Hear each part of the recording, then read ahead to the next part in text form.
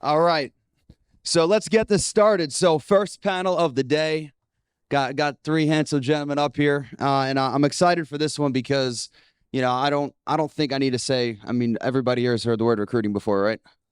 It's kind of we all have PTSD dreams about it at this point in our careers. So, I wanted to approach this in two different realms. One is what are you hiring, and two is how how are you hiring? So, I wanted to hit it from both perspectives because I think a big thing for just by a show of hands, who here is recruiting virtually? Everybody. Does anybody do groups in the office? Okay. So I think a big thing when it comes to virtual recruiting is also really setting the right expectations. So to get things started, the first question I have is just to get a feel. Where is the majority of your hires coming from? So this is going to be a quick question before we get into the real stuff. But, James, we'll start with you, then Jeff, then Reyes. Most of my hires coming from LinkedIn, personal recruiting. LinkedIn PRs? Well, LinkedIn and personal recruiting. Okay, we're gonna circle back on that one, good sir. Sounds good. All right, Jeff, how about you? I want to say 50-50 down the middle. Very heavy on personal recruiting myself directly, and then the other half is still coming through Indeed and some LinkedIn and some of your company. What was that one? And some of your company, I want 20% after this. All right, thanks. Glad I could be of service. Oh, man. I think for us is a little bit of a mixture. I don't think we're heavy one side or another. Believe it or not, RMS is not dead, and we still do a lot of RMS hiring. We can circle back on that. We've always learned from the beginning of time that we either got to invest time or money. And, because of virtual, I think we've been able to kind of shave off a little bit of the time investment, but it's still there. RMS is a big avenue that I use for recruiting. Obviously, personal recruit. I do a lot of social media as well. So if you see all those crazy posts about me working out and doing all this crazy stuff, it's because I'm trying to instigate people to ask me what it is that I do for a living. And, there we go. But it's a mixture of a lot of things. So I think sticking to the roots of how we've been building this business for years plays out a big part in our recruiting. Yeah, and the reason I wanted to ask, what expectations we're setting in the recruiting process is because, I think a big thing that we learn in virtual is the most important thing for us to do is to protect our manager's time. And I think when we aren't prioritizing that, their time and how they utilize it, a lot of our SAs and GAs kind of just get into the habit of just training and working with people, and they don't know when to cut their losses. They don't know, when they should stop investing time if there isn't going to be the right return. And I think a big part of it is setting the right expectations during the interview process. So Reyes, starting with you, what are some expectations that you set during the recruiting process? Do you allow any part-time? Is there any restrictions to that process? Yeah, of course. I think so when you look at it, like back in the day, we used to have like a specific type of people that we would hire, right? They had to have a car, all this other stuff. Well, with virtual, it's, it literally is kind of like a relationship, right? I want to make sure that that person has a strong, like a Zoom presence because they're going to be speaking to our clients. So if I get that vibe of like a good presence, they speak well, they can commit to the time. I allow part-time as long as they're able to complete the training course and as long as they're able to work during the hours that the field trainers and, anybody else is going to be able to train them. Because if they can't commit to that, like you said, they're going to be wasting, the field trainers or the trainers' time.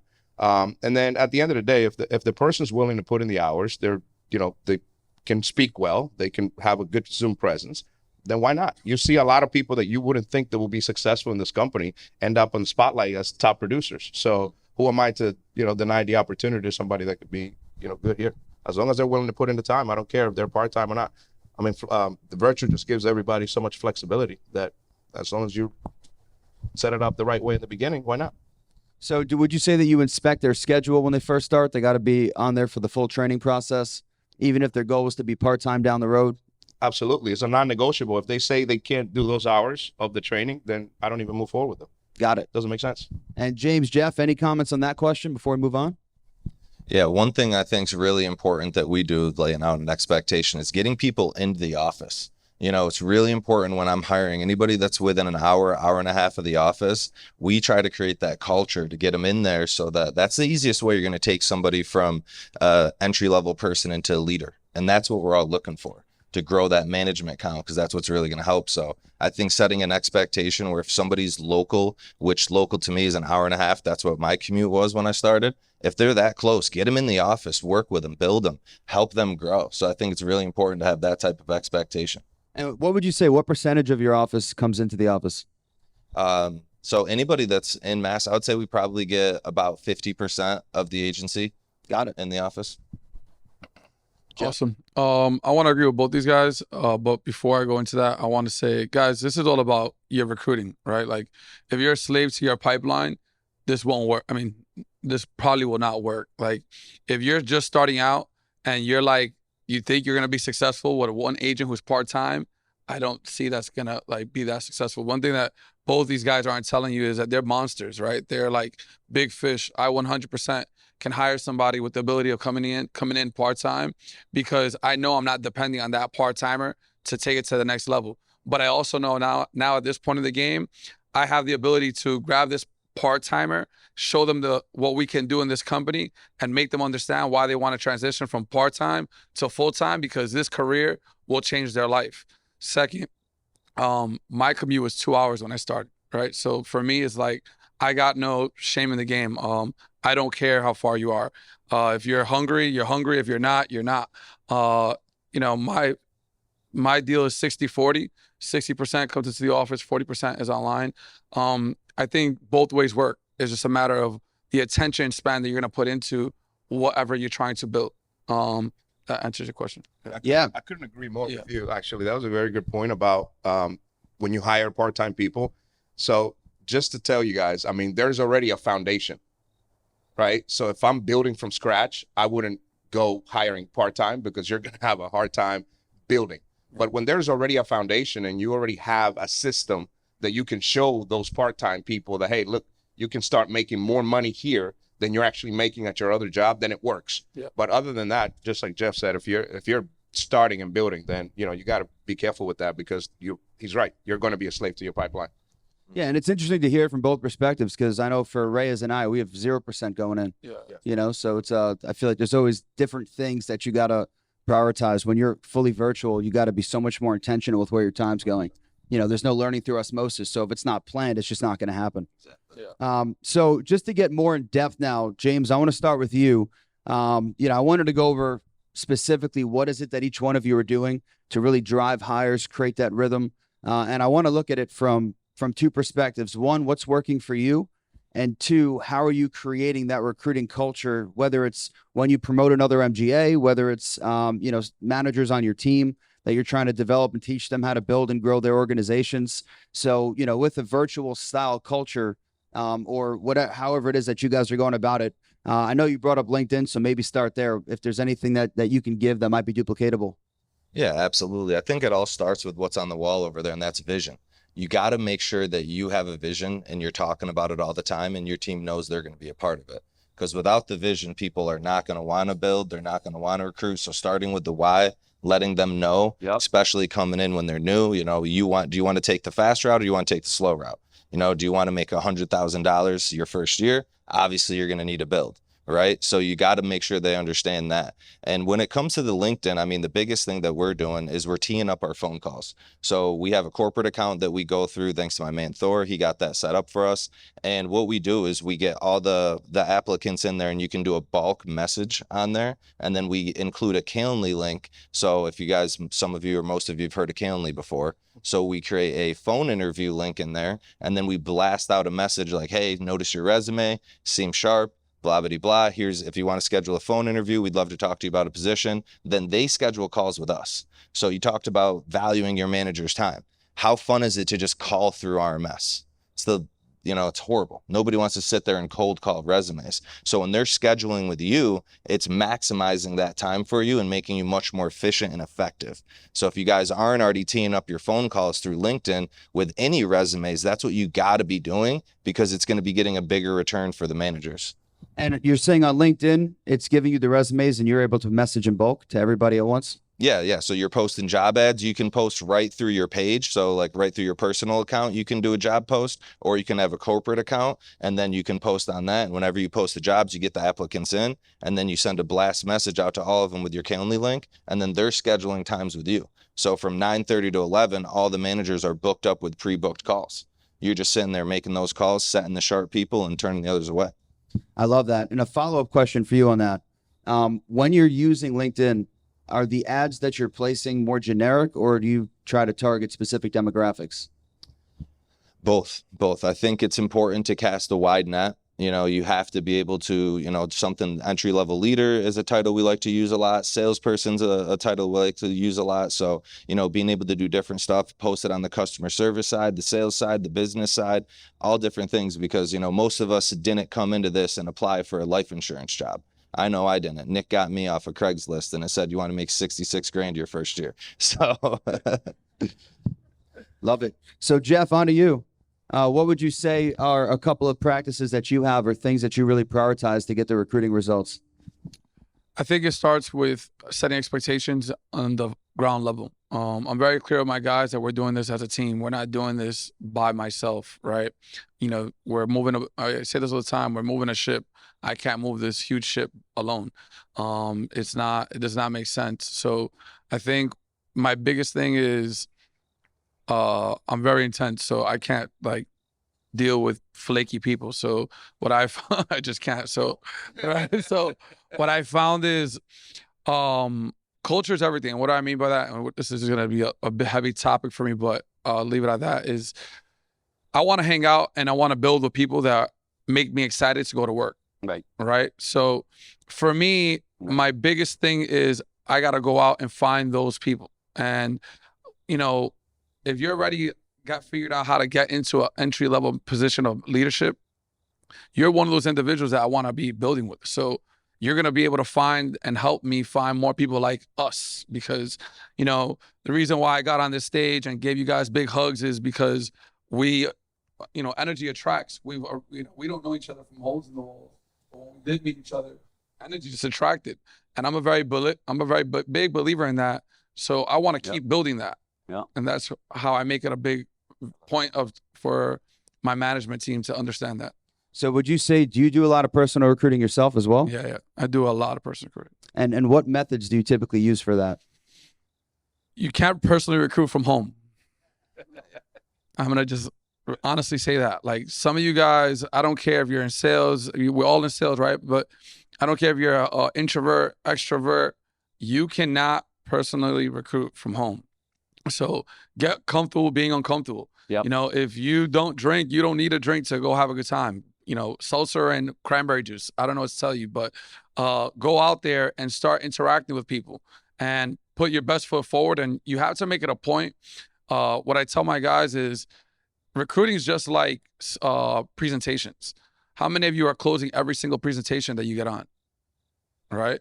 It's the same concept with recruiting. Yep. How many numbers are you going to get? And then you start figuring out your formula. For some of you, it may be, I need to get 5 numbers in a week on personals for me to get 1 hire. For some of you, it may be 10. Your number is your number. But once you know your number, then you start using your formula to figure out how to attract more people like you. And is there any specific strategy that you typically use? Yeah. I believe in every handshake needs to be either a sale or a recruit. So to me, it's if I'm shaking your hand and I don't know you, I'm going to find out what you're doing. And if I can't recruit you, I'm going to sell you. But you see how I said, I'm not going to sell you first. I'm going to recruit you first. Because in this, guys, if you're sitting down here, you should not be thinking about ALP first. You should be thinking about recruiting first. Amen. So that point is that's always like my point. I'm not trying to sell policies no more. Like, respectfully, I'll train you how to sell policies. I'll show you how to sell policies. I have no problem, closing a deal because I still love closing. But my first intention is recruiting at all times. You can never stop. Correct. Yep. So I want to ask you a follow-up question, but first, Reyes, I want to bring the question over to you. Same idea. What major strategies are you utilizing for recruiting, whether it's tech-based or anything else? And then after that, I'd love to hear anything you guys are doing to drive a PR culture whether it's with your managers or the brand new agents coming in. Because in my head, that's the biggest missed opportunity. If I hired a coach as 1 out of 4, then 75% of our potential network, we never even get a chance to attack before they leave. I agree. I think that if you look at it though, you know, my systems are heavy, just like James. You know, it's more time efficient. So I use a CRM, and when I mentioned RMS earlier, I literally don't. Besides grabbing those RMS and dumping them into the CRM, I don't communicate with these people at all until they book a final on my schedule. So right now, just from RMS alone, I'm getting about 10 finals booked per week. So now I'm thinking to the next step, which is how do I make these finals a group final so I don't have to be tied out for 10 hours, right? And so the reality is, you know, I'll dump in 300-400 resumes, 10 finals, easy. That's like a number that happens every single week. Well, what happens when you dump in the RMS? How does that work? So I use a system that it's all automated, 100% automated. So the first thing is they get an email saying we want to hire you. They get a link, then they get a phone call. That's a voicemail. They can't even pick up the phone call. It's just like, hey, look, it leaves them a voicemail. Then they respond. If 30 minutes later, they haven't read the email, they get a text message. Then they get a link to book themselves for the overview, which thank you, Jake, where you at? Everybody loves you. And then, you know, they watch Jake's overview. Then they book themselves for a final. They go on the calendar. It's all automated. They click my calendar, and all of a sudden I get a notification. You got a final at 8 o'clock in the morning. So you just drag RMS in and it just spits out job forms. Literally what it is until you have to actually do the final. And so that's why I'm saying RMS is not dead. You just got to find the right system to use it because it's there. People are still applying for jobs. People are still looking for jobs. Yep. The second thing is personal recruiting as well. So, you know, I instill that. We talk a lot about it to our managers, obviously, because of our promotion structure. It's tied to recruiting. So people are always trying to figure out how to get the next person in because that's how they're going to get promoted. And so I think that it comes down to understanding what it is that you want. You know, James mentioned vision. And so what is it that you're looking for, right? How big do you want to build a team? Are you thinking about your next promotion, or are you just hoping that you're going to have a big team and then you're going to just make money because you have a big team, as opposed to, no, I want to have multiple MGA promotions. I want to have a whole bunch of RGA promotions. You know, it's like the idea is understanding where you want to go and then picking 1 or 2 systems that are going to get you there. Love that. And James and Jeff, anything else that you guys have on the PR topic?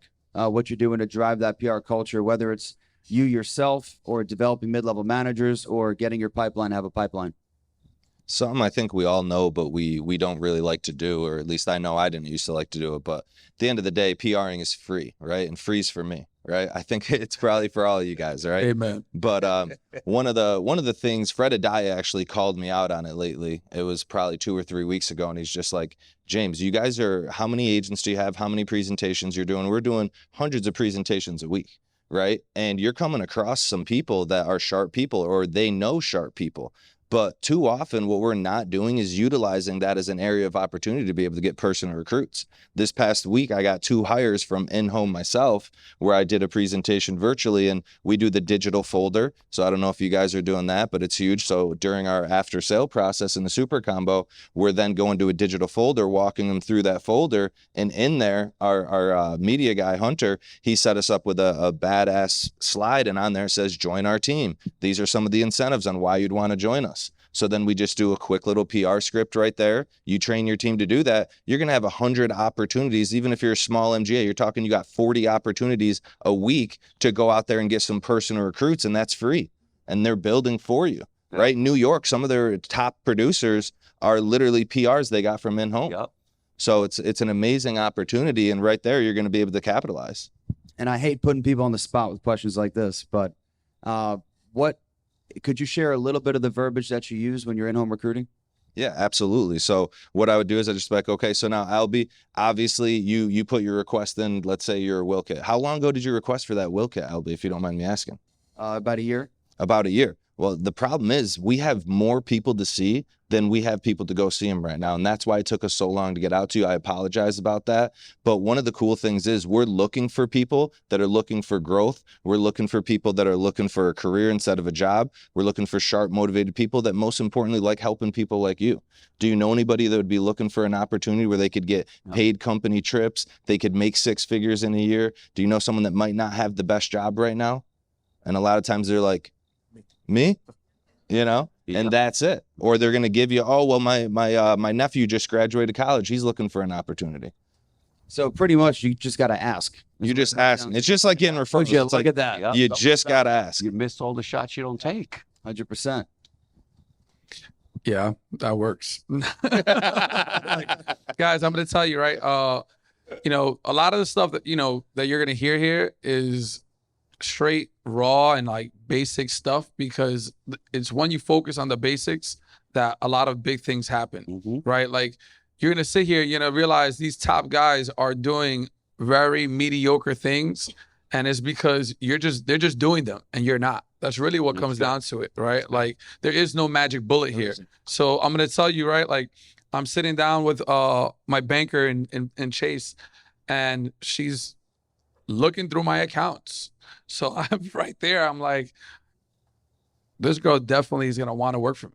Like, so I'm like, do you like what you do? And I'm like, she's like, it's all right. I'm like, well, I love what I do, clearly, right? So are you open to like doing something else? She goes, are you hiring? I said, I think my bank account say that I am. Oh, I'm not, and I wasn't even trying. This isn't being obnoxious, right? But this is just me saying, hey, like, I'm here. I'm gonna take every opportunity I have to try to execute. Now, granted, she didn't come on board, but she was like, I'm a little older now. She was, and she was already like phasing out. She's like, I'm not gonna be working for too long, but I could show you guys the text message. Her daughter reached out to me. Yep. There you go. And if I wouldn't have started that conversation, I would have never gotten access to her daughter. Let's go. Right? That's right. And her daughter now knows, hey, my mom stands behind you. If my mom's standing behind you, how much more stronger does that connection get?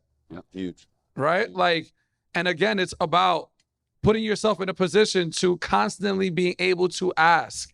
Yep. Closed mouths don't get fed, guys. Remember that. Yeah, I think you guys have to realize too, it's like, how many of you guys know somebody who started working with you and is no longer here, but introduced you to somebody who became a top producer for you or became the next MGA for you? So the opportunities are out there. We just have to make sure that we're talking to people about it, right? And don't sell it. I think Jeff, and James, you guys said it best. When I first started in this company 12 years ago, I started my training class with 4 people that I brought in. None of them stuck around. I tried to personally recruit because my mentor was heavy on personal recruiting 12 years ago. I tried to personally recruit everybody I knew, and nobody started. Till I sat down with him one day and I said, I'm doing what you told me to do. I'm like going out to my circle of friends and I'm telling everybody to come work, and what's going on? He goes, pitch me. Tell me what you're telling your friends. And what I was doing is I was giving them the job. I wanted to bring him so badly. Hey, Gigs, listen, dude, come on here. Let's make so much money together. Look, this opportunity I got. It didn't work. It didn't work because it's too good to be true. It's just like James said it, right? We have to make sure that we tell them, hey, do you know anybody who's looking for an opportunity where they can make a lot of money, have a lot of fun, and at the same time change lives? 9 times out of 10, if they don't have a fun job, they're going to say, well, what about me? And that's exactly what you're looking for. But if they don't say that, they say, yeah, I might know 1 or 2 people. Don't sell it. As long as you're talking, having the conversation, and creating opportunities anytime you meet somebody or your circle, just don't sell it. Let them. Key word he said also, have fun. Yeah. Too many of you guys look miserable and you're trying to recruit. How does that work? How does help it make sense? You need to have fun while doing this, Amen. guys. Smile, Amen. attract good people.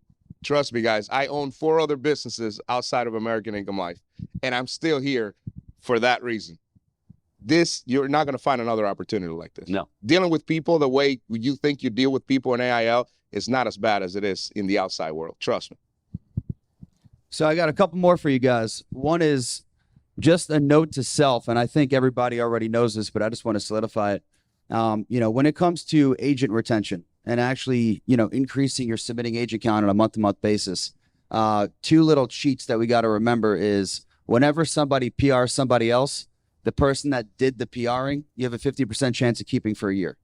So that's a huge data point that we tend to forget. Is it's not just about building with new PRs that end up writing more production. It's the person that brought that person in, you're going to have a longer opportunity with. Does that make sense? Yep. You know, so that's a big part. And secondly, is a lot of the time, if you look at the percentage of your agents that go into management, you have a much better chance with PRs than RMS, you know, or any other outside resource, I should say. So, you know, driving that part of the culture, if you want to have that explosive growth, that typically comes from the personal recruiting side. If you want to have the consistent growth, that comes from having good systems and good tech, you know, whether it's vendors or resumes, all that stuff. So last question I got that I wanted to ask you guys is, when it comes to either technology that you guys are using or specific vendors that you guys are using that you're getting some better results with, let us know a little bit about that.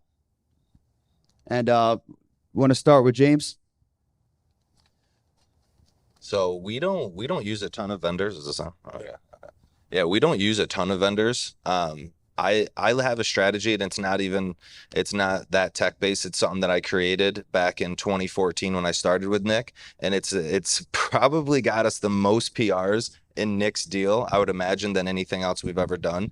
And it's just a little Facebook post that we have all of our people post. So when they come on and we know they want leadership, we just have them post this. Or if we want to incentivize them to be able to go to Hawaii, I know that Jake Gell built part of his team with it. I know Ryan Martin has his MGA sitting next to him that came from that Facebook post. So that's just one thing that we've done that's worked, and it's something that works. So we keep using it.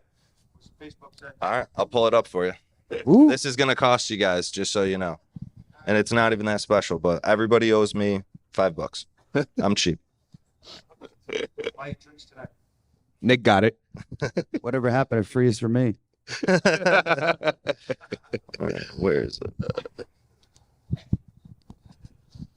Search. So James, while you get that up, you know, just I'll keep going around in the meantime. I But have it now if you want. okay, perfect. Let's go. All right, so very simple. I'll read it slow for you guys. If you are reading this and do not like your current job or don't have a job, I have great news for you.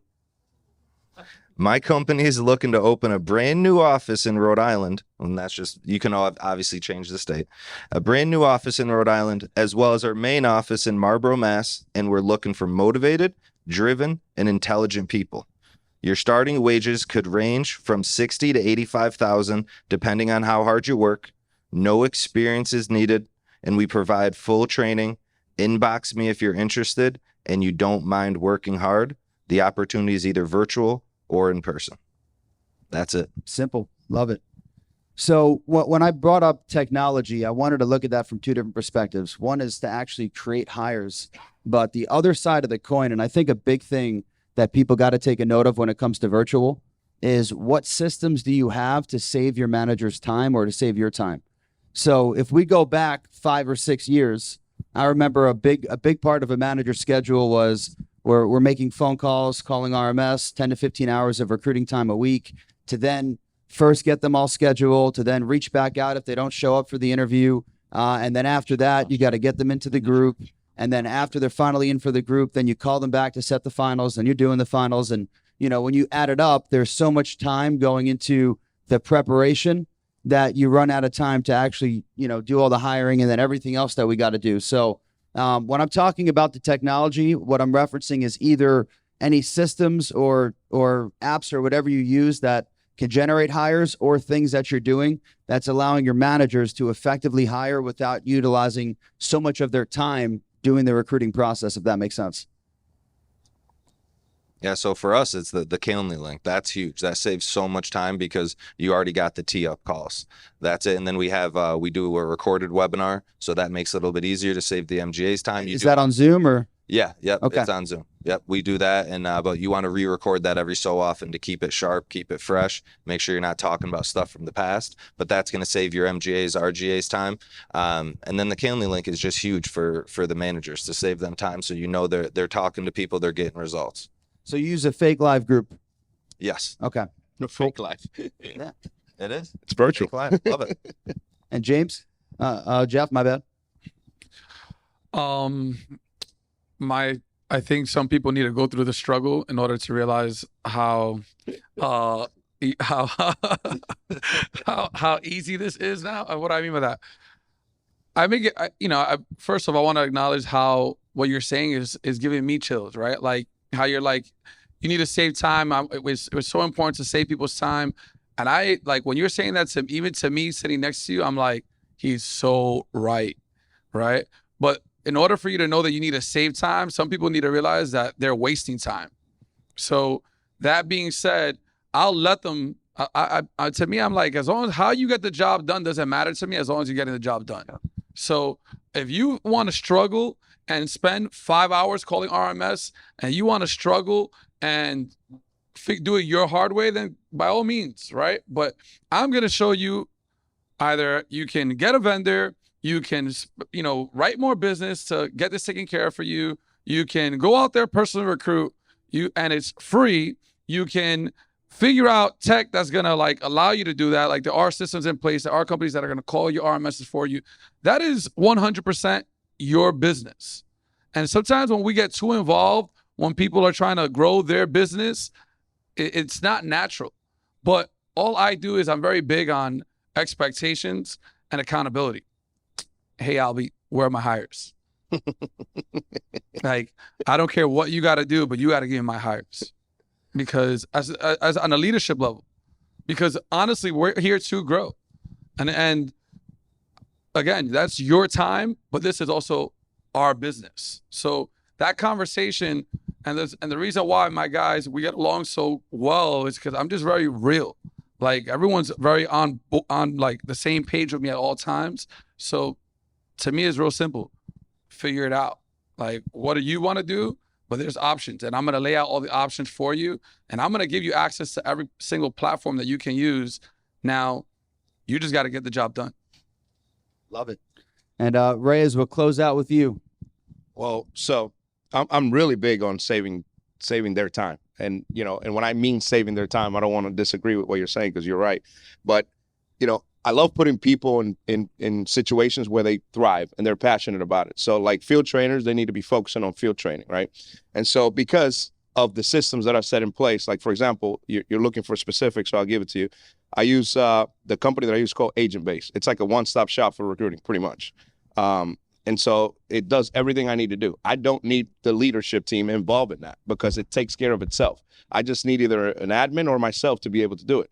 I'm a very control freak. Anybody who knows me can tell you You're just a freak. Yeah, it's true. But the two things I haven't been able to give up ever is recruiting and pipeline management. I don't know why. Maybe I'll one day. But the reality is that's how you grow this business. You said it best. Of course, we have to sell insurance, right? We are. But if you're in this room, you're here to build an organization. And the two most important things to build are recruiting, the initial contact, right? Yep. Getting that person from you just met them to submitting agent, and being able to do like the in between. And so I use that. We obviously they don't meet the new hire until I do the new pipeline meeting. So we have systems in place. For example, the very Monday, the first Monday, which is, we invite them to the agency meeting. After the agency meeting, they do a meet and greet with me. Anybody that got hired that previous week. So that meet and greet is me and the leadership team that's going to be training them. So that's where we kind of joke around. Hey, how you doing? Like this is such and such. Is it one-on-one or a big meeting? No, it's a big meeting. Anybody who got hired that week is us and the leadership team, right? And then, because of course, if I did the final, they already know I prompted, I introduce everybody. It doesn't matter how well they're doing or how well they're not doing. Everybody's a superstar in that call, right? This is the top trainer, this is the top manager. And so we kind of create that culture.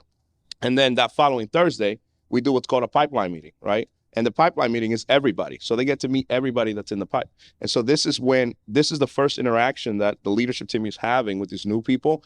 I don't need them to worry about who's coming in and who's not, who they're going to be training until these people actually show that they can.